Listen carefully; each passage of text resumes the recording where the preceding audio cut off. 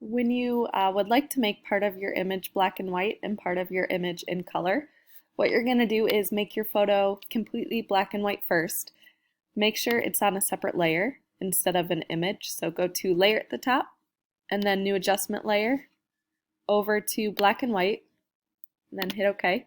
And when this comes up, you can adjust what the image looks like within the black and white. So this will adjust the lighting a little bit with your image. So I want it to be a little bit brighter here on the background. So I'm going to try to adjust those based off of what looks the best for the part that's going to be black and white, which is the outside of the photo here. So when you're done, you can close that little tab and then add a mask to the black and white layer. So I have the black and white layer selected. I'm going to add a mask, which is this little box with the circle in it. And then once I have that mask added, I'm going to grab the paintbrush, make sure the mode is set to normal, the opacity is all the way up, and then really any paintbrush will do, so you can adjust or grab any brush to work with.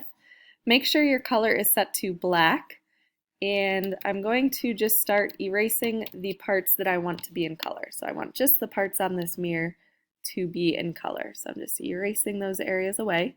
And the reason why you're using a mask instead of the eraser tool on this is because with the mask, if you erase or mask off parts that you want to be black and white, such as this arm here, you can switch the color from black to white on your paintbrush. So I'm going to click this little arrow to switch the color, and then that will bring the black and white back onto the photo. So again, using this black brush, you're just able to paint and take your time, maybe zoom in on the different areas that you want to be in color. Here's the end result with part of the image black and white and then that mirror in color.